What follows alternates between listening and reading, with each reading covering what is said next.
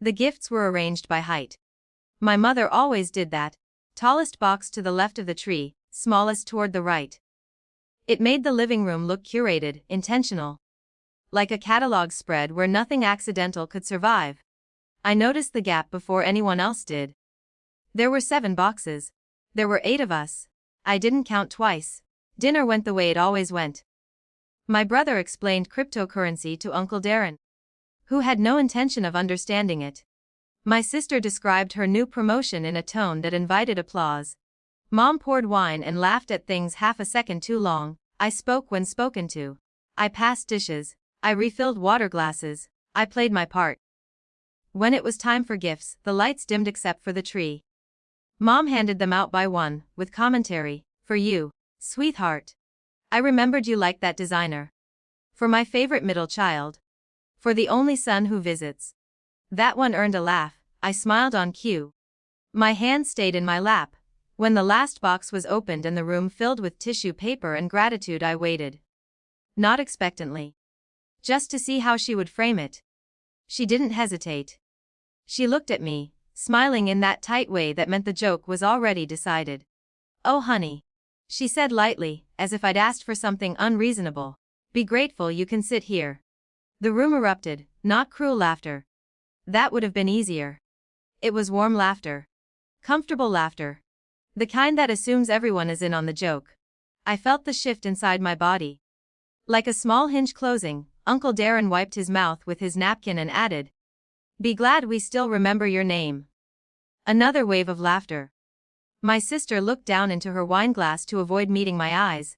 I didn't raise my voice. "Good to know," I said, and that was it. No confrontation. No scene. I even helped clean up wrapping paper afterward. My mother kissed my cheek before I left, already having forgotten the moment. But I hadn't. It wasn't about the gift. It was about the confirmation. I'd always suspected my presence fund as contrast. The quiet one. The dependable one. The one who didn't compete for air. They mistook silence for lack of options. 2 days after Christmas, I stopped responding to the family group chat.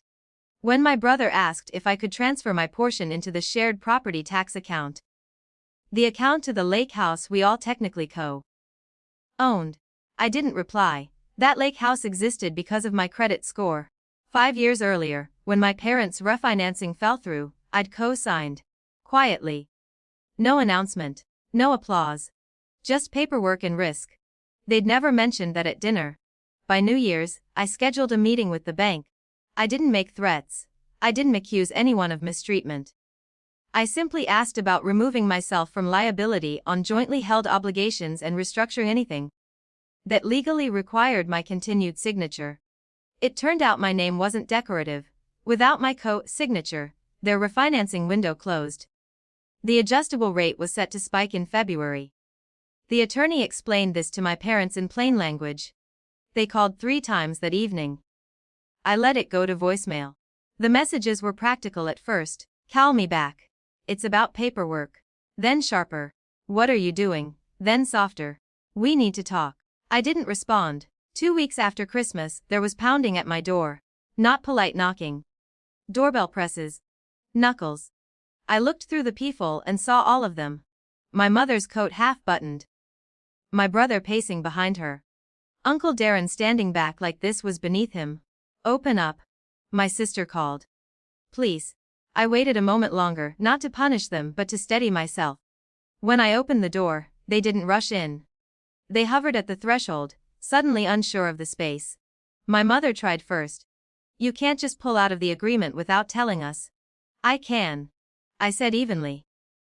"Through the bank." Uncle Darren scoffed. "This is because of Christmas." "Don't be dramatic." "It's not because of Christmas," I said, and that was true. Christmas had just clarified the arrangement. My brother stepped forward. "If you remove yourself, the rate jumps. We can't cover that." "I know." Silence spread between us. Not angry silence. Calculating silence. My mother's voice shifted into something closer to reality. "We need you to sign the extension." There it was. Not "we're sorry." Not "we went too far." "We need you." For the first time, I understood the geometry of the room differently. Their volume didn't translate to authority anymore. The contract did. I'm willing to discuss terms, I said. My sister blinked. Terms? They stared as if I'd spoken another language. I didn't raise my voice. I didn't smile. I simply outlined boundaries. If my name remained on any financial document, my ownership stake would be formalized in writing. Decisions about the property would require my vote. No informal assumptions. No jokes about who belonged at the table. And I would no longer attend gatherings where my presence was treated as conditional.